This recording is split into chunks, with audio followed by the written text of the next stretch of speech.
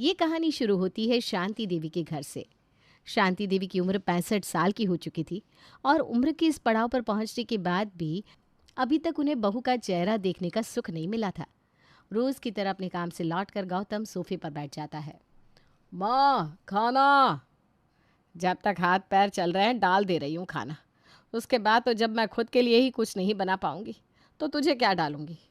बहू होती तो मेरा ख्याल रख लेती और हम दोनों को भी 2 टुकड़े डाल देती, हमारा भी पेट भर जाता।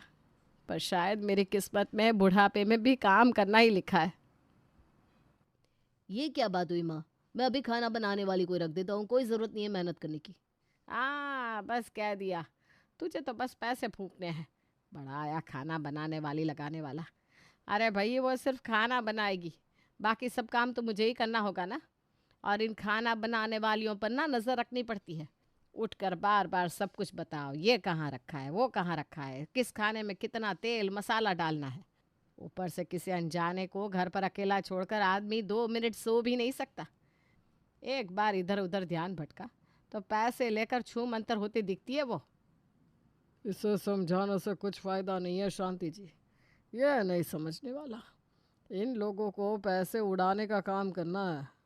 नया ज़माना जो आ गया है, live in relationship, girlfriend boyfriend का, इन सब से आजकल के युवाओं का मन भर जाता है, फिर शादी करे कौन। ये मत बोलिए जी, मुझे अपने बेटे पर पूरा भरोसा है। मेरा बेटा इन चक्करों में नहीं है। वो तो बेचारा इतना सीधा है कि किताबों से कभी बाहर ही ना आ सका।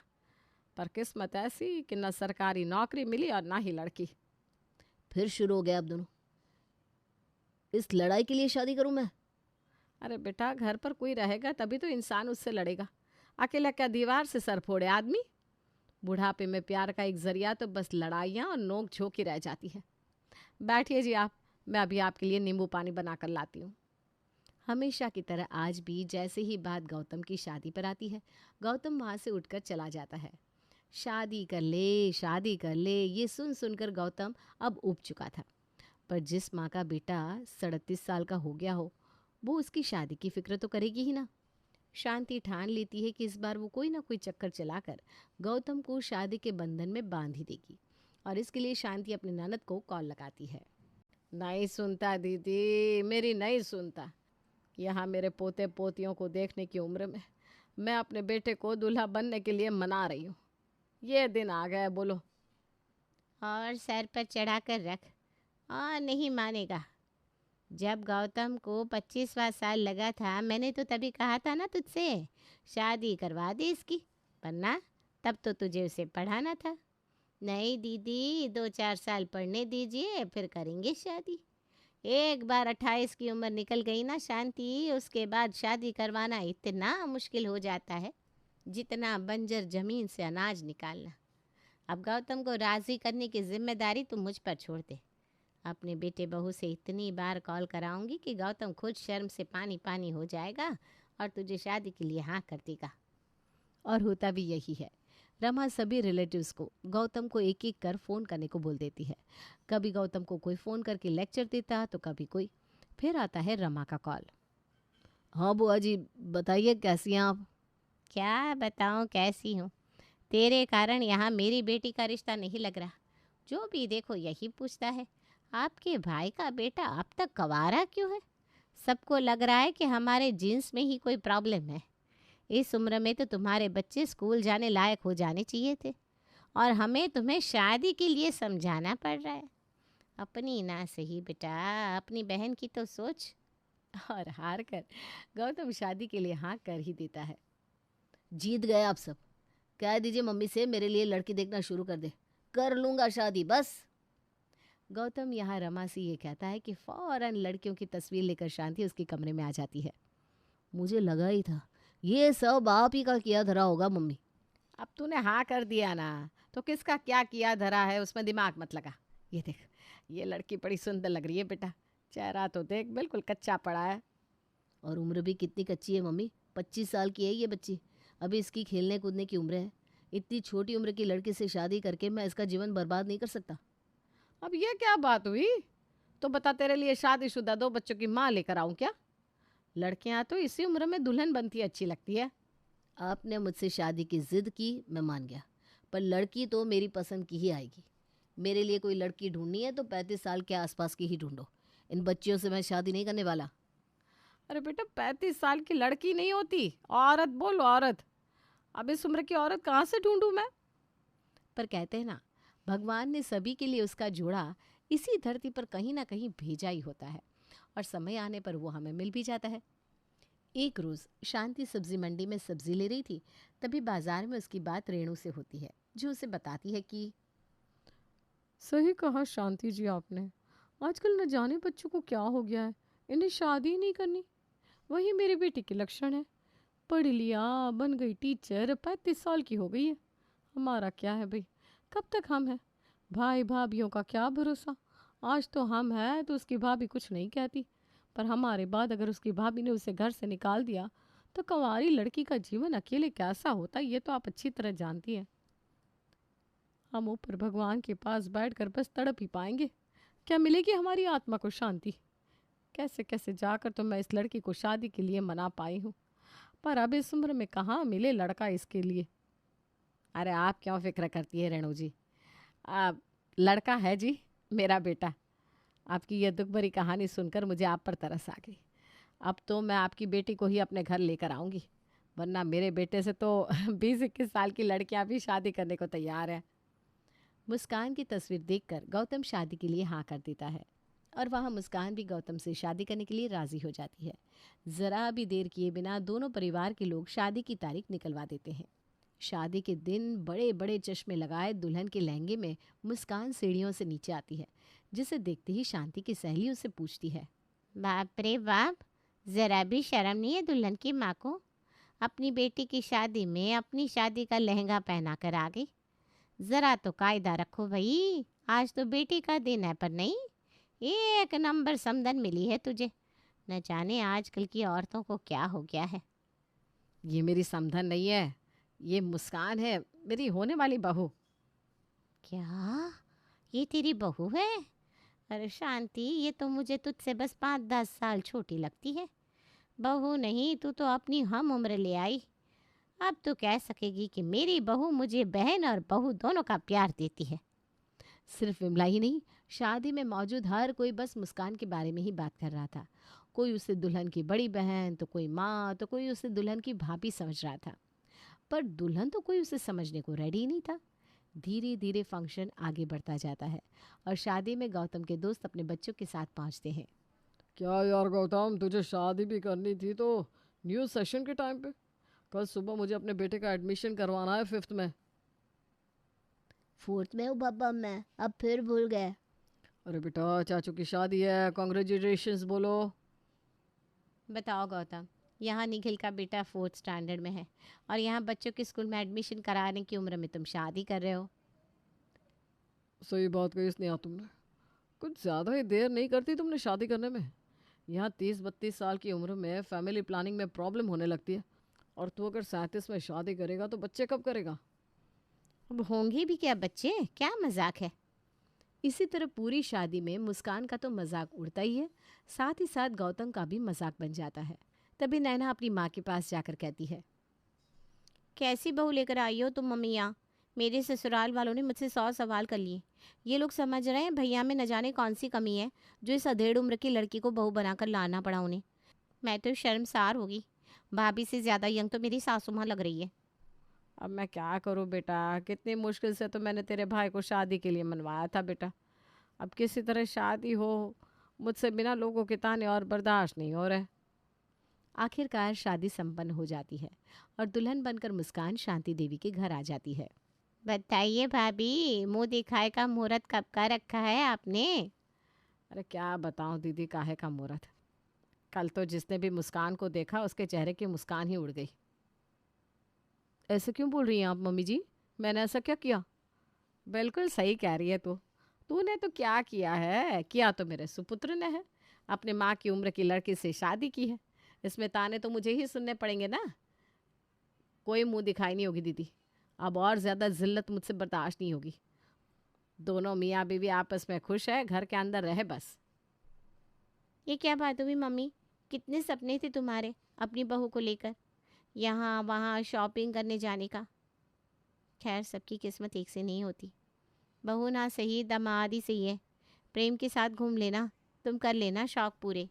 मुस्कान किसी से कुछ नहीं कहती, बस गौतम की ओर देखकर अपने होठ सी लेती है और एक अच्छी गृहिणी की तरह रसोई संभालना शुरू कर देती है।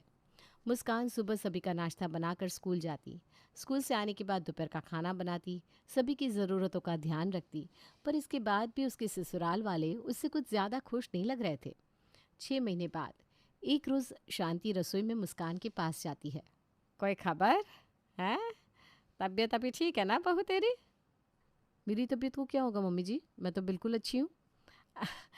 नहीं बहू, मेरा मतलब अच्छी तो तू है ही, और तेरी तबीयत अच्छी रहनी भी चाहिए, तभी तो तुम हमें पोते पोतियों का मुंह दिखा पाओगी ना। जी मम्मी जी। मुस्कान शर्मा जाती है। रात के खाने के वक्त सभी को खाना परोसकर मुस्कान खाना खाने बैठती है कि फिर से शांति यही बात छेड़ती है। तो बात आगे बढ़ी बहू? कौन सी बात मम्मी जी, मैं समझी नहीं। अरे वही जिसके बारे में मैंने तुझे दोपहर में बात की थी। अरे इतनी जल्दी कैसे मम्मी जी? अरे क्या इतनी जल्दी? हमारे ज़माने में तो 2-2.5 साल में 3-3 बच्चे हो जाते थे। तुम दोनों की शादी को 6 महीने हो गए, और यहाँ एक चूहे के होने के भी आसार नहीं दिख रहे। कोई और बात है तो बता दो। तुम बहू को क्यों बोल रही हो? कमी तुम्हारे बेटे में भी तो हो सकती है। बताओ गौतम, ऐसी कोई बात है तो डॉक्टर के पास जाकर इलाज करवा लो। मतलब हमने बच्चा पैदा करने के लिए शादी की थी? ये कौन सी फिलोसॉफी हुई मम्मी? रे नहीं नहीं, तूने तो शॉपिंग करने के लिए शादी की थी। क्यों करते हैं लोग शादी? अपना वंश आगे बढ़ाने के लिए ना। हमारे खानदान का नाम आगे कौन लेकर जाएगा? तेरे बच्चे ही तो लेकर जाएंगे। मुस्कान की उम्र को लेकर उसके ससुराल के ताने कम थे कि अब ये बच्चा का टेंशन भी उसमें ऐड हो गया था। हर रोज़ घर में बस एक ही बात होती कि कैसे गौतम और मुस्कान को बच्चे होंगे। परेशान होकर शांति अपनी बेटी को कॉल लगाती है। तुम इस सास में हो मम्मी कि बच्चे होंगे? समझ में भी आ रहा है तुम्हें? तुम्हारी बहू 35 साल की है। 35 साल की उम्र में कंसीव करना असंभव होता है। और लाओ अपने बेटे की पसंद की लड़की, यही होना था। मुझे तो तुम्हारे बुढ़ापे की फिक्र हो रही है। यहाँ सब अपने पोते पोतियों को खिला रहे, और बेचारी मेरी मम्मी, एक चूहा तक नहीं है उनके पास खिलाने के लिए। अपने कमरे में बैठी शांति नैना से फ़ोन पर बात कर रही थी, तभी कमरे में झाड़ू लगाने के लिए मुस्कान आती है, और जैसे ही वो झुककर बिस्तर के नीचे झाड़ू घुमाती है कि उसकी कमर में दर्द आ जाता है। आह, मेरी कमर! ला, अभी से इनके तो कमर में दर्द रहने लगा है। शरीर इससे उठता नहीं है। अरे कहाँ से बच्चा होगा पैदा? कहाँ से बच्चे को पालोगी तुम? नहीं नहीं मम्मी जी, वो बात नहीं है। वही बात है, उम्र बढ़ेगी तो शरीर तो कमज़ोर होगा ही। बुढ़ापे में जो आकर शादी की है तुमने, बच्चों की उम्र में शादी करोगी तो बच्चा कब करोगी? शांति जो शुरू होती है अपनी बहू पर बरसती चली जाती है, और बरसती भी क्यों ना, हर 10 मिनट में नैना जो अपनी माँ को चाबी भरती रहती थी। शांति ये तक नहीं देखती कि उसकी बहू सुबह 4 बजे से उठकर रात के 12 बजे तक काम करती है, और उसके बाद थकावट होना तो लाजमी है। शांति निवास में ये ड्रामा तो चल ही रहा था कि एक शाम अपना बोरिया बिस्तरा लेकर नैना भी पहुंच जाती है। बताइए भाभी, कितने अरमान थे मेरी मम्मी के, सब चकनाचूर करके रख दिया आपने। तुम तो उम्मीद ही छोड़ दो पोते पोतियों की मम्मी, तुम्हारे किस्मत में ना आए। पर तुम अफसोस मत करो, पोते पोती ना सही, नाती नातिनी तो है। मैं तो जानती थी कि वही सही उम्र में शादी करना ही अच्छा होता है, इसलिए मैंने तो 27 लगते ही मैरिज कर ली। अब 28 चढ़ चुका है। अब हम बच्चे के बारे में सोच रहे हैं। अगले साल तक तो तुम्हारे गोद में एक नन्हा मेहमान भी रख दूंगी मम्मी। ये सब हमारे हाथ में होता नहीं है दीदी, वो तो भगवान की मर्जी है, उन्होंने जब दिया तो दिया। बिल्कुल सही कहा भाभी, आपने जब दिया तो दिया, पर लेने के लिए हाथ में कटोरा हो तब तो भगवान दे पाए। यहाँ तो लोगों की कटोरी भी जंग से जर्जर है। आपसे तो मुझे कोई उम्मीद ही नहीं। हर वक्त नैना मुस्कान को ताने पर ताने देती रहती, पर कहते हैं ना, भगवान की मर्जी के आगे किसी का बस नहीं चलता। कोशिश नैना कर रही थी माँ बनने की, और प्रेग्नेंट मुस्कान रह जाती है। एक रोज़ खाने के टेबल पर, मुझे आप सबसे एक बात करनी है। हाँ हाँ बोल। तो तुम लोग इलाज कराने को तैयार हो गए क्या बेटा? इलाज से ही सही बच्चा तो हो जाए आप लोगों को। मुस्कान इज़ प्रेग्नेंट। ये सुनते ही 2 मिनट के लिए तो नैना सदमे में चली जाती है। पूरे हॉल में एक शांति छा जाती है, मानो गौतम ने कोई ऐसी न्यूज़ सुना दी हो जिससे सबका दिल दहल गया हो। ब- ब- बहू प्रेग्नेंट है? तू ठीक तो है बेटा? बहू को बच्चा कैसे हो सकता है? उसकी तो उम्र नहीं है, 35 साल की है, कच्ची तो रह नहीं गई, औरत बन गई है। पक्का आम पेड़ से गिर जाता है बेटा। और कुछ सुनाना बाकी रह गया है मम्मी आपको? 24 घंटे कोल्हू के बैल की तरह काम करती है मुस्कान, बिना किसी से कोई जबान दराजी किए। जाइए ले आइए जाकर कोई अपनी पसंद की लड़की।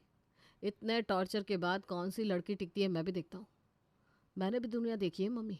अपनी बेटी को ही देख लो, हर महीने किसी न किसी बहाने अपने पति से लड़ाई करके यहाँ आकर जम जाती है। क्या मुस्कान गई है लड़ाई करके अपने मायके आज तक? और इस बात से आपके चेहरे का रंग क्यों उड़ गया?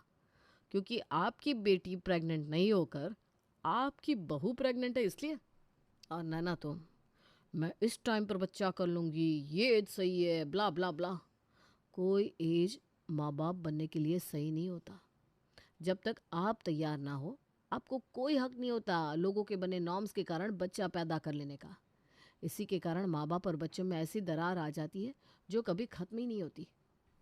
35 साल की हूँ मैं, तो 37 साल के गौतम भी है मम्मी जी। पर कितनी अजीब बात है ना, नैना दीदी को, ना आपको, ना विमला आंटी को, ना आसपास के किसी भी पर्सन के नोटिस में ये बात आई। 35 साल की लड़की शादी नहीं कर सकती, माँ नहीं बन सकती, पर 37 साल का लड़का बाप बन सकता है, शादी कर सकता है। कैसी सोच है ये सुनते ही नैना की नज़र शर्म से झुक जाती है और वो अपना सामान बांधकर सीधा अपने ससुराल निकल लेती है। शांति भी अब क्या करती, उसके बेटे ने उसे आईना जो दिखा दिया था, शांति की अकल भी ठिकाने लग जाती है।